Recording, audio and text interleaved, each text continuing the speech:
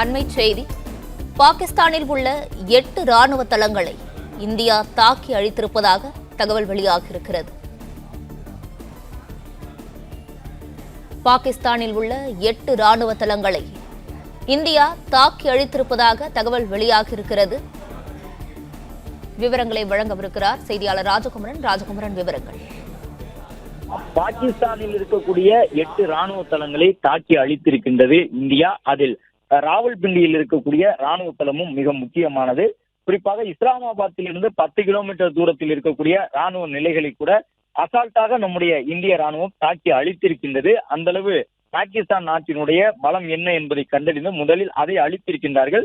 அதன்படி HQ-16FE என்று பெயரிடப்பட்டிருந்த வான் பாதுகாப்பு அமைப்புகளை சீனாவிடம் இருந்து வாங்கி ராவல்பிண்டி உள்ளிட்ட அந்த தளங்களில் அவர்கள் பயன்படுத்தி இருந்தார்கள் பாகிஸ்தான் சார்பிலே. அந்த நிலைகள் அனைத்தும் தாக்கி அழிக்கப்பட்டிருக்கின்றன. இந்த HQ-16 என்கின்ற வான் பாதுகாப்பு அமைப்பை தகர்த்து எரிந்ததன் மூலமாக பாகிஸ்தானுக்குள் எந்த தடையும் இல்லாமல் நம்முடைய ஏவுகணைகள் பாய்ந்து சென்று கொண்டிருக்கின்றன. எந்த தடையுமின்றி நம்முடைய ட்ரோன்கள் விரும்பிய இடத்திலெல்லாம் சென்று குண்டுமழை பொழிந்து கொண்டிருக்கின்றது. 8 ராணுவ தளங்களை தாக்கி அழித்திருக்கின்றோம். இதில் ஒரு சிறப்பம்சம் என்னவென்றால், இந்த HQ-16 என்கின்ற வான் பாதுகாப்பு அமைப்பை சீனாவிடம் இருந்து வாங்கி பாகிஸ்தான் பயன்படுத்துகின்றது என்பதை பதிவு செய்திருக்கின்றோம். இந்த வான் பாதுகாப்பு அமைப்பை தான் சீனா தன்னுடைய கடற்படை மற்றும் தரைப்படை தலைமையகங்களிலே பயன்படுத்தி கொண்டிருக்கின்றது. சீன தலைநகரில் இருக்கக்கூடிய அந்த நாட்டினுடைய தலைமையகமான ராணுவ தலைமையகத்திலும் சீன மக்கள் குடியரசினுடைய கடற்படை தளங்களிலும் இந்த HQ-16FE என்கின்ற வான் பாதுகாப்பு அமைப்பு தான் பயன்படுத்தப்படுகின்றது. தற்பொழுது இந்தியா அந்த வான் பாதுகாப்பு அமைப்பை தன்னிடம் இருக்கக்கூடிய குறைந்த தாக்குதல் திறன் கொண்ட ஏவுகணைகளை பயன்படுத்திய அழித்து விட்டது எனும் பொழுது சீனா தன்னுடைய பாதுகாப்புக்காக பயன்படுத்தி கொண்டிருக்கக்கூடிய அந்த HQ-16 என்கின்ற வான் பாதுகாப்பு அமைப்பின் மீது ஒரு மிகப்பெரிய கேள்வி அந்த நாட்டுக்கே எழுந்திருக்கக்கூடும்.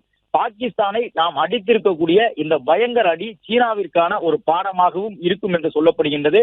இதே இந்த HQ-16 பாதுகாப்பை பயன்படுத்தி தங்களுடைய ராணுவ தலைமையகம் பாதுகாப்பாக இருக்கின்றது எனவும் தங்களுடைய தலைநகரை ஒட்டி அமைந்திருக்கக்கூடிய கடற்படை தளம் பாதுகாப்பாக அமைந்திருக்கின்றது என்றும் சீனா இத்தனை நாட்களாக நினைத்திருக்கும்.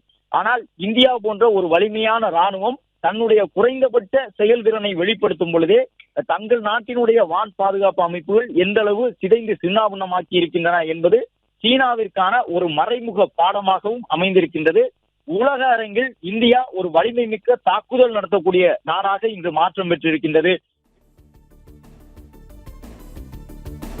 பிளே ஸ்டோர் மற்றும் ஆப் ஸ்டோரில் இருந்து பாலிமர் செயலியை QR கோடு மூலம் பதிவிறக்கம் செய்யுங்கள். செய்திகளை உடனுக்குடன் பெறுங்கள்.